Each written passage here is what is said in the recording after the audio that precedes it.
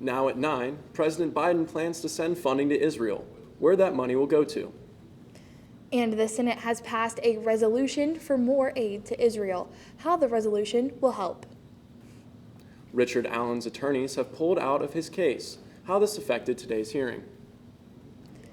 An event on campus is educating students on domestic violence. How they are incorporating haircuts into the conversation. I'm tracking more rain chances in your homecoming forecast coming up.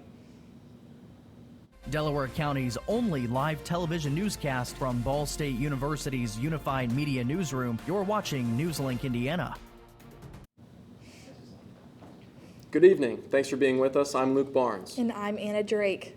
President Joe Biden, just off his high-stakes visit to Israel, says Egyptian officials will open the Rafah crossing into Gaza in order to allow humanitarian aid to the region. More than 3,000 people have been killed in Gaza since the start of the war between Israel and Hamas, according to Palestinian officials. And the World Health Organization says the situation is still, quote, spiraling out of control. John Lawrence reports. As pro-Israeli and pro-Palestinian rallies are held separately in the U.S., Gaza is about to get some much-needed assistance. I got no pushback, virtually none. Let me say it again. I got no pushback. From the Israelis or from all the partners here? All the partners. The Biden White House has earmarked $100 million worth of support for Gaza and the West Bank. I was very blunt about the need to support getting humanitarian aid to Gaza. Get it to Gaza and do it quickly. The funds will be used to support the more than 1 million people who've been displaced since the start of the war between Israel and Hamas. Material has to get in to Gaza, medicine and food and fuel.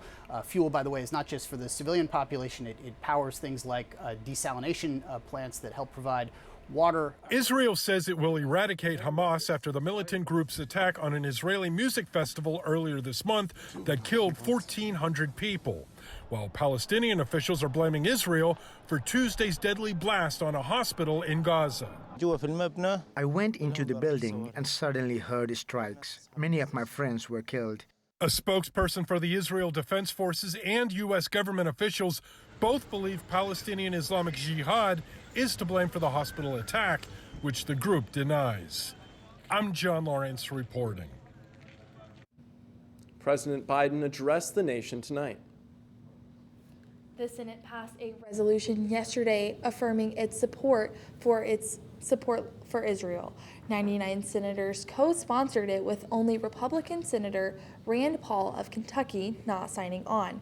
The resolution passed with a vote of 97-0. It affirms Israel's right to defend itself, condemns Hamas's attack on civilians, and also condemns Iran's support for terrorist groups. It comes just before President Joe Biden is set to address the nation. He expected to ask Congress to pass a supplemental package that includes aid for Israel.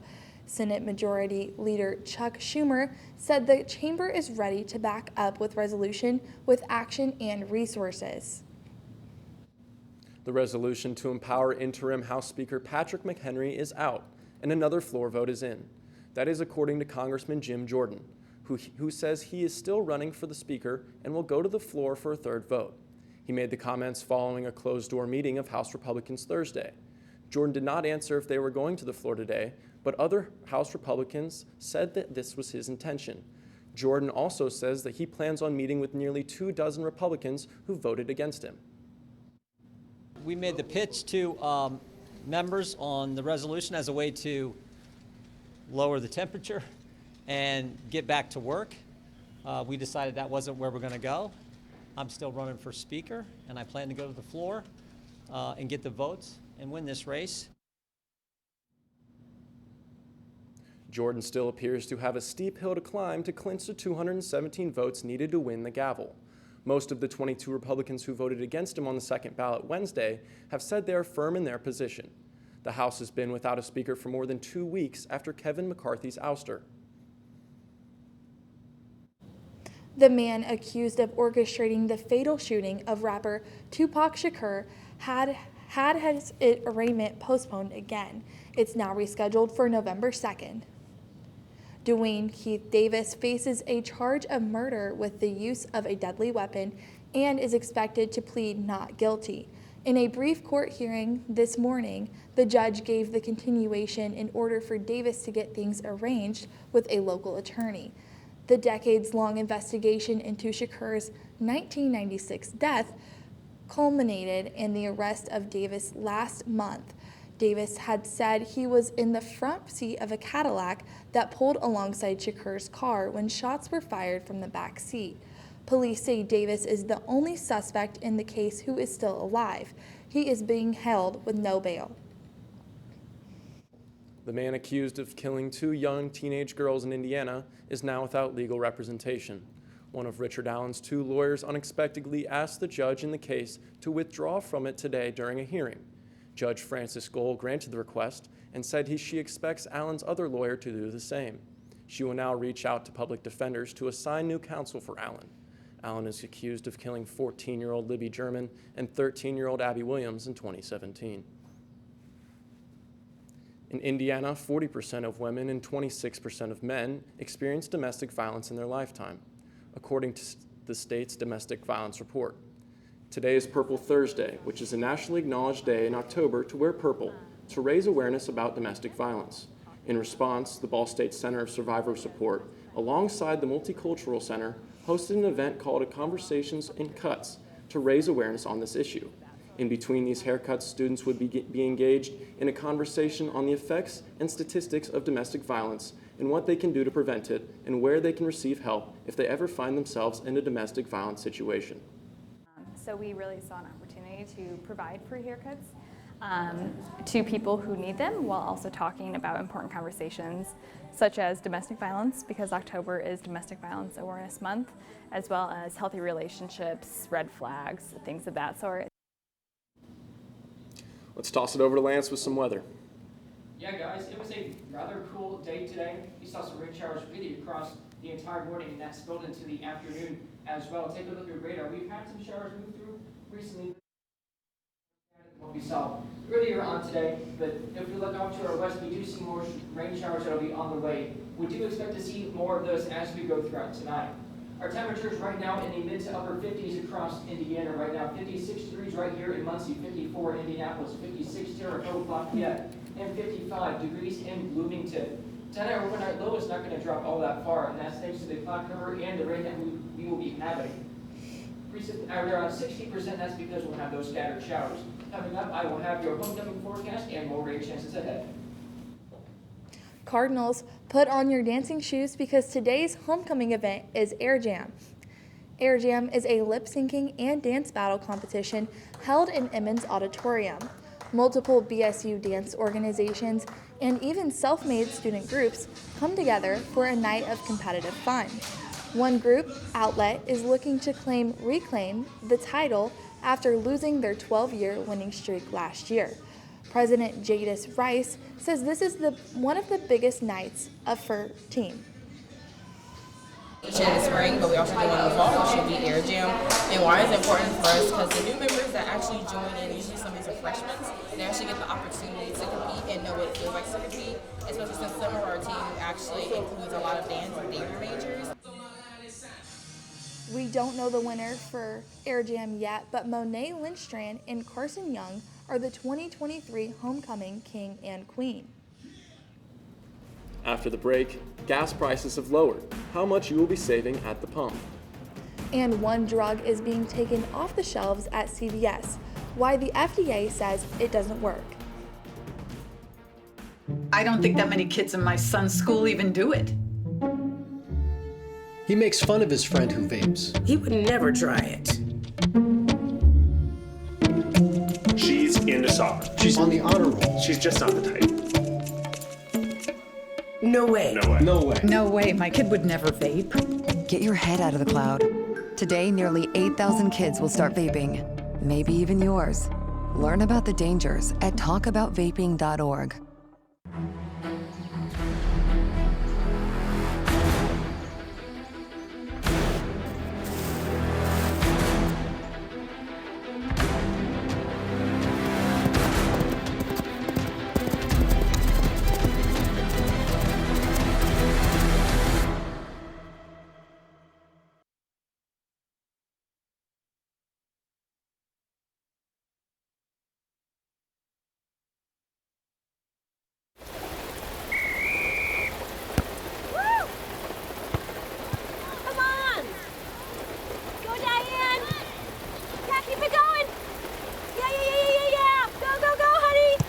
If you love them enough to drive an hour to cheer them on as they get beat 11-0 in the rain, then surely you'll check nhtsa.gov/the right seat to make sure they're correctly buckled in the back seat.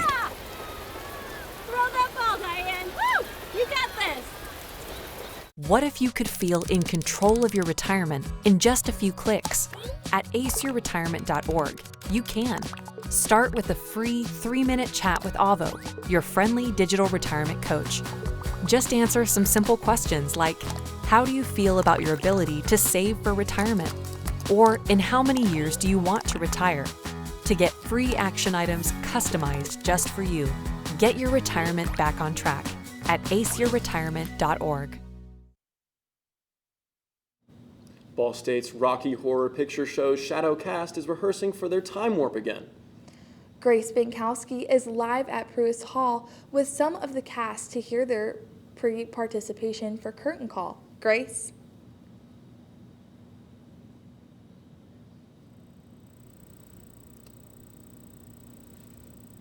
Seems we are having some...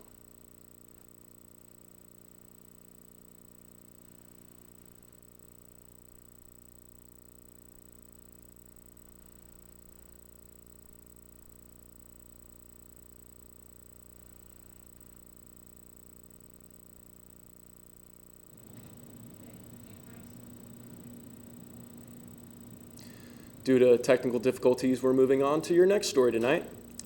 George Clooney and a number of other A-list stars are offering to pay millions of dollars in union dues to help the actors strike. Tuesday, Clooney met with SAG-AFTRA union leaders and proposed they remove the $1 million cap on membership dues. Clooney says that would bring in more than $50 million to the union each year and well over $150 million over the next 3 years. The move would also help bridge a gap in contract negotiations with studios. Other top earners are on board, including Scarlett Johansson, Ben Affleck, and Tyler Perry. The proposal comes about a week after the studios walked away from talks with the union. No word yet from the union in response to the proposal. It's becoming increasingly cheaper to buy gas in the U.S. AAA says the average price for a gallon of regular has dipped 8 cents since last week. It's down 32 cents from a month ago. That's despite increased demand and decreased supply in the U.S. One factor is that states are switching to cheaper winter blends. Another is that the cost of oil remains flat, despite the war in Israel. The FDA says it doesn't work, so CVS says it's pulling from the shelves. Phenylephrine, effective if taken orally, according to regulators, CVS says it will no longer sell curtain, cough, and cold products that list it as the only active ingredient. The pharmacy chain says it will continue to sell over-the-counter cough and cold medicines. The FDA statistics show products with phenylephrine produced almost $1.8 billion in sales last year. Coming up on NewsLink Indiana, for weather, we are expecting rain in the short term, but in the long term, starting next week, we are expecting to see a warm up. Now, just how warm will we get? I'll have the details coming up. Dear moms and dads, what you have achieved here today is going to help us and our futures. It is why we are coming up on stage to collect your diplomas. You know it's true. Mom, we love you always. Everything I do. When you graduate, they graduate.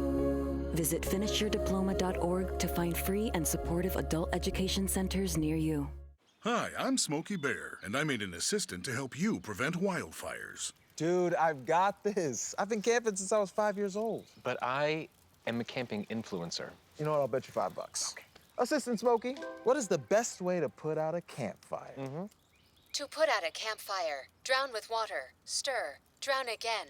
Then make sure the fire is out cold by feeling with the back of your hand. Wait, really? I'll take the $5. When I was growing up, my mom was extremely tidy. We were trained to put things back where we got them from. One day, when I walked into my mom's house, I felt like I walked to someone else's house. There was stuff everywhere. And just growing up the way I grew up and to see this transition was very alarming. When Sean talked to me, it was a wake-up call, and that's when I went to the doctor. In the society that we were brought up in, it's very hard on little black boys. You have to navigate feelings and emotions so the world don't get you. Sometimes when I cry, I won't know how I'm feeling or why I'm crying. I just grew up never feeling like it was okay to cry. Yeah. And so he really forced me to have to reconnect with the kid that didn't get to cry. That's beautiful.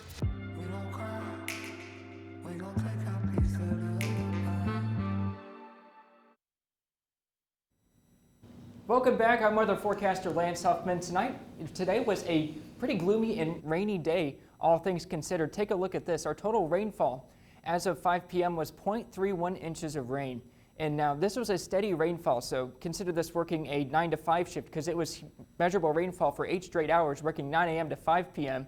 Now, do we expect to see more rain over the next couple of days? The answer is yes, and I'll have the details in just a second. We also had some breezy conditions throughout the day.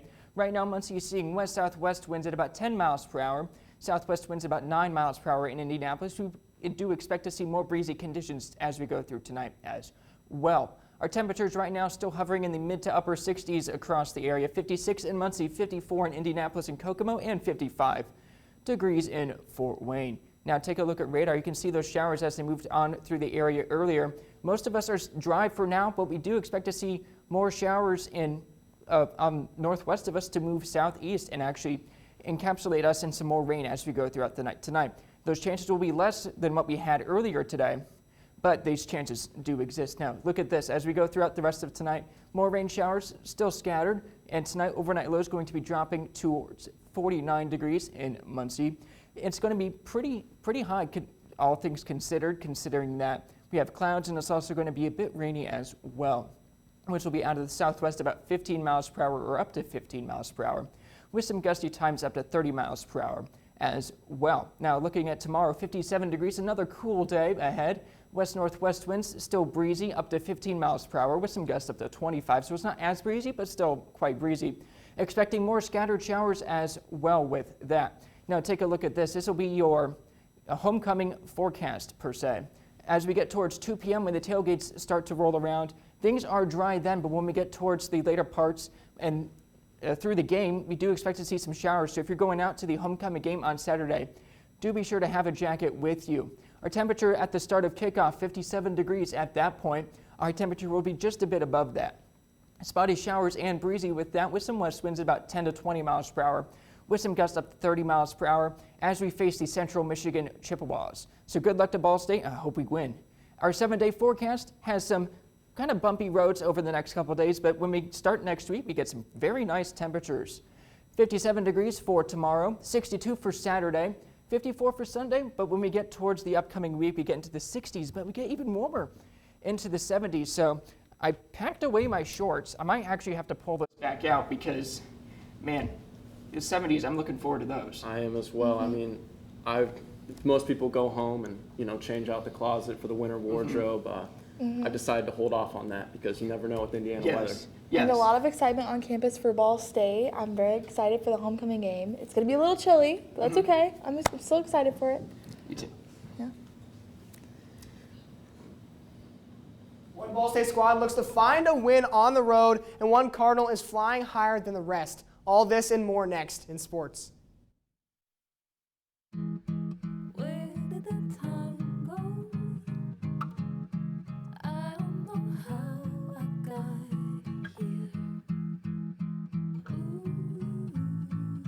You've done the hard part. You quit smoking. Now do the easy part and get scanned for lung cancer. If you smoked, you may still be at risk, but early detection could save your life. Talk to your doctor and learn more at savedbythescan.org. If I could be you, and you could be me for just 1 hour. If we could find a way to get inside each other's minds. Walk a mile in my shoes. Walk a mile in my shoes. Well, before you abuse, criticize and accuse. Walk a mile in my shoes.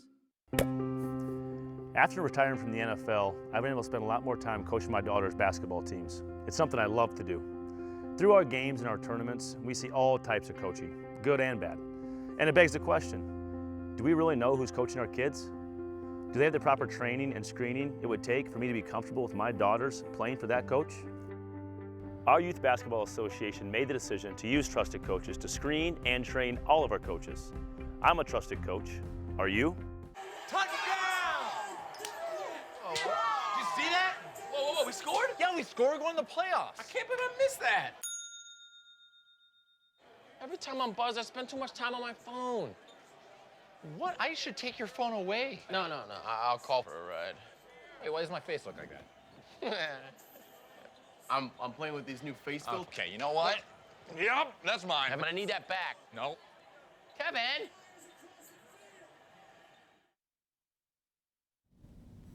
Welcome back to NewsLink Indiana. I'm Bryce Savage with sports. It's been a rough week for Indianapolis Colts fans after another tough loss in Jacksonville to the Jags. On Tuesday, the Colts defensive line suffers a big loss as leader Grover Stewart earns a 6-week suspension for performance-enhancing drugs. And the very next day, owner Jim Irsay confirms the franchise has lost up-and-coming star QB Anthony Richardson for the remainder of the season with surgery on a shoulder injury that he suffered in a win over the Titans. The Colts will look to ride the storm with backup QB Gardner Minshew at the helm this Sunday in Indianapolis versus the Browns. From the field to the pitch, Ball State Soccer's run of 8 games undefeated came to a close earlier today in a 1-0 loss to NIU. Entering today, the Cardinals hadn't lost a game against a MAC opponent this season, but a 90th minute winner by NAU's Tyra King proved to be the difference. Despite the loss, BSU still sits at third in the MAC with a 5-1-3 record. The Cardinals will look to bounce back with a top conference matchup against Bowling Green at home on Sunday at 2 p.m. To pass it over to the court, Ball State women's volleyball is on a tear, led by one of the nation's best outside hitters in Anaya Kennedy. In the Red Shirts' freshman last 5 games alone, she has accumulated over 90 kills. Over the course of the season, the Cardinals have tallied 246 kills, which puts her in the top 50 in the country in kills per set. These numbers have contributed to each of her 3 MAC West Defensive Players of the Week nods this season, with 2 coming in the past 2 weeks. Head coach Kelly Miller-Phillips and her teammates credit her attention to detail and ability to find a flow in Cardinal offense as they look for more success. Anaya's doing a great job. I think she's continuing to get more and more comfortable with shot selection, understanding, when's the right time to do what. I love having her around. She's done amazing this year.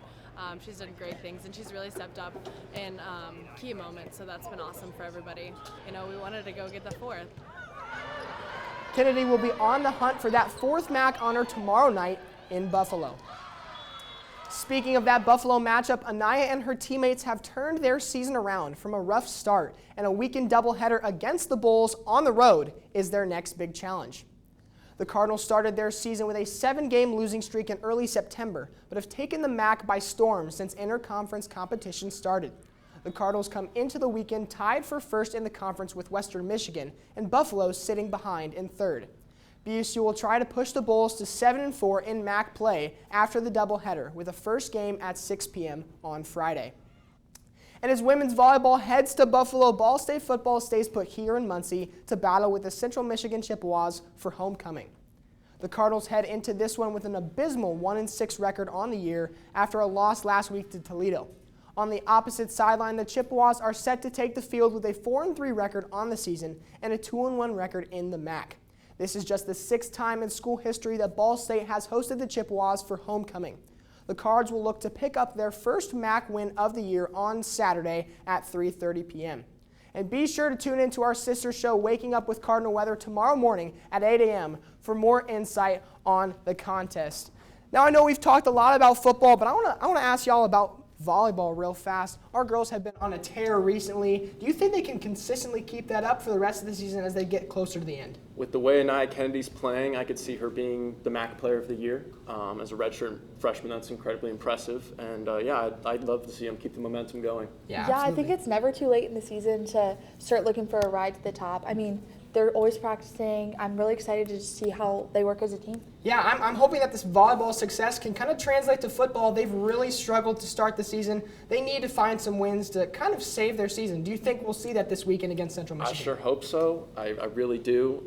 It's not likely, but my heart is with the Cardinals. I'll be there supporting them. Yeah, absolutely. Yeah. Thank you. After the break, Corey Shaw has a look at your campus coverage. And we will have one final check at weather. We're all just trying to keep things running for those who rely on us. That's why we don't have time to be sick with the flu. We don't have time for delays. We don't have time for spills. Next. We don't have time for setbacks. Let's be real. Getting the flu shot helps you fight the flu. Get a flu shot for yourself and those around you too.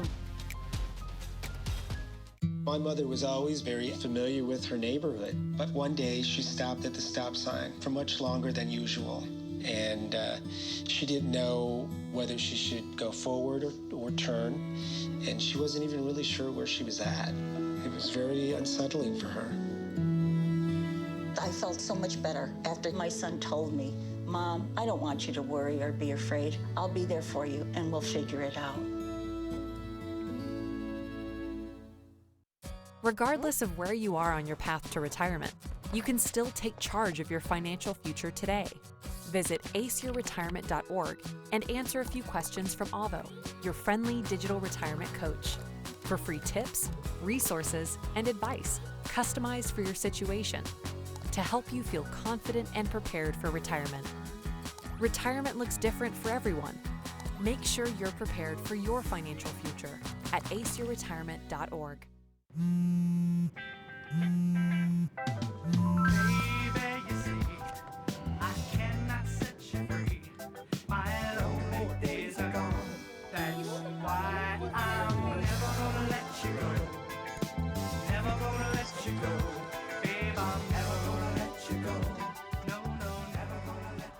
Here you go. Thank you. Thank you.